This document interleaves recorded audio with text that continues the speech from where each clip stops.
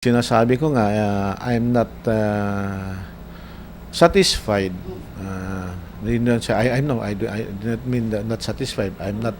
It is the result was shortfall of my expectation. Kini ang nahimong reaksyon sa labaw sa General Santos City Police Office nga si Police Senior Superintendent Maximo Layugan human sa natagiyong one-time big-time operation nila kagahapong adlaw. Kung diin, nasuta nga 20 ka search warrant ang ilang giandam apan duha niini ang nahimong negatibo. Samtang 12 lamang usab ang ilang nasikop sa gikaingong usa sa pinakadakong operasyon sa GSCPO ning tuiga. Apan sa nahimong resulta, wala makontento sila Yugan tungod mubo matud pa kini sa gilauman nilang ihap nga ilang mga nasikop. 2 of which 20 search warrant, but 2 of which were negative ng na hindi na i-serve dahil wala na yung wala na yung suspect, and yung isa nahuli na a day before. Apan luyo niini, nakit ang rason sa nasangpit ang dugay nga pagkapresenta sa search warrant ngadto sa gikaingong mga sospetsado. Gumikan usab sa taas nga mga prosesong giagian, apan bisan pa man niini, gitubag usab nila Yugan ang gikaingong ultimong pusher lang ang ilang mga nasikop.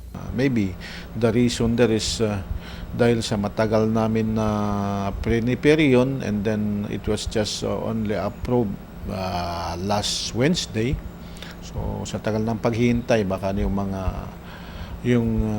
mga suspect namin, mga target is naubos na, wala na siguro yung mga items. So Matud pa nila Yugan nga bisan pa man nga ginagmay ang ilang mga nasikop, apan gihingusga niini nga dili lamang kini ang unang higayon nga mipahigayon sila og one-time big-time operation kontra droga.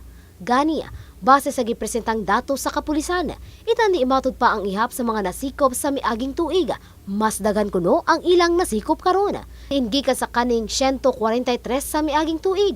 Karong tuiga lang, anak kini sa 355. Lakip ang 12 ka mga dinakpan kagahapon, luyo sa halos tunga lang katuig sa pagpanerbisyo ni Police Senior Superintendent Maximo Layugan, isip City Director ning Dakbayan. Ug sa paghuman ning tuiga, nagpasalamat usab sila Yugan sa mga aktibo niyang mga ginsakpan, ilabi na sa bag-uhay pa lamang nilang nahimong kalampusan na ilang operasyon. and we will not stop on this, na sana ay